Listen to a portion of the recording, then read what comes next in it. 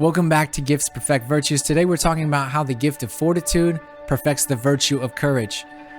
To see that more clearly, let's talk about what happens when the Holy Spirit works in us through the gift of fortitude. And after that, let's talk about what we can do to better welcome the Holy Spirit's action in us through this gift. So what happens when the Holy Spirit works in us through the gift of fortitude? In other words, what are the effects of the gift of fortitude? There are 5 effects of the gift of fortitude. Firstly, it gives the soul a relentless vigor in the practice of virtue. Secondly, it overcomes all lukewarmness in the service of God. Thirdly, it makes the soul intrepid and valiant in every type of danger or against any kind of enemy. Fourthly, it enables souls to suffer with patience and with joy. And fifthly, it gives the soul the quality of heroism in great things and in small things. Such are the principal effects of the gift of fortitude. You know, for perseverance in the state of grace, there are occasions in the lives of most Christians when they're confronted suddenly and inexorably with the decision either to practice virtue in a given circumstance or to commit a mortal sin. If the virtue of fortitude is not sufficiently perfect, it's necessary that the gift of fortitude comes into play so that the individual will have the supernatural strength to perform the act of virtue rather than to give in to mortal sin. Moreover, by the very fact that some temptations are sudden and unexpected, while the operation of the virtues of prudence and fortitude is usually slow and discursive, one will need the prompt intervention of the gift of counsel and the gift of fortitude. It's precisely on this point that St. Thomas bases his teaching on the necessity of the gifts of the Holy Spirit for eternal salvation.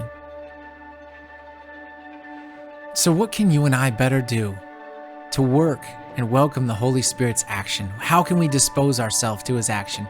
There's 3 things we can do. We can accustom ourselves to the exact fulfillment of our duties in spite of any repugnance that we have. We can not ask God to remove our crosses, but only that he give us the strength to carry it. And 3, to practice voluntary mortification faithfully. Let's explain these further. First, to accustom ourselves to the exact fulfillment of our duties in spite of any repugnance. There are some heroic acts that surpass our powers at any given moment, but there can be no doubt that with the assistance of ordinary grace that God denies to no one, we can all do much more than we actually do. Can we all admit that? We should never arrive at the heroism of the saints until the gift of fortitude operates intensely in us. But this operation is not likely to be effected in us by the Holy Spirit as a reward for spiritual sloth and voluntary lukewarmness. No, to those who do the best they can, the assistance of God will never be lacking. On the other hand, we can't complain at not receiving the help of God through the operation of the gift of fortitude if we have not done all that we can. We must pray as if it all depended on God, but we must strive as if it all depends on ourselves. Secondly, we shouldn't ask God to remove our crosses, but we should just ask him to give us the strength to carry our crosses. The gift of fortitude is given to holy souls so that they will be able to bear great crosses and tribulations through which they must inevitably pass in order to arrive at the height of sanctity.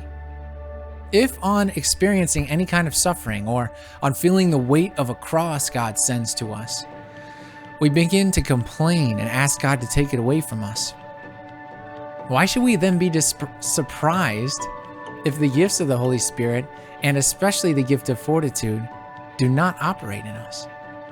If on being tested in little things, God finds that we are weak, how can his purifying action proceed in us?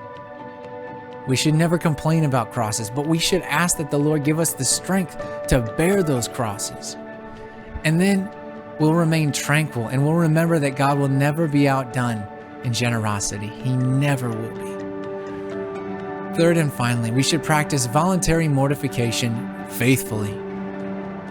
The person who freely embraces suffering no longer fears suffering, It may eventually embrace suffering, that person might, with spiritual joy as a means of proving one's love. This doesn't mean that one should imitate the saints who performed heroic penitential acts necessarily, for not all souls and not even all the saints were called to such a high degree of mortification as other saints. Normally, there's numerous opportunities in daily life and the fulfillment of our own duties, of our state of life, in the practice of self-denial, in the little things. Indeed, it is a paradox to attempt to perform extremely difficult acts of mortification and penance, and then to fail to bear the crosses of daily life.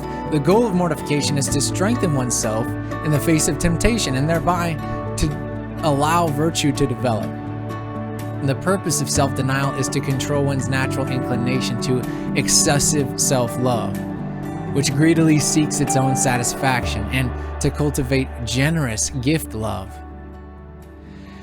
And although this is difficult at the beginning, the practices of mortification can eventually become second nature. At that point, one acquires the stability and fidelity that are characteristic of fortitude. Well, that concludes today's lesson and Gifts Perfect Virtues. And as I used to say when I used to catch people sloughing off, when I used to manage the basement at the post office, all these letters should have been sorted, dude. Man up. You're baptized. You got the gift of fortitude. I never worked as the manager of the basement of the post office, but I wish I did. Peace.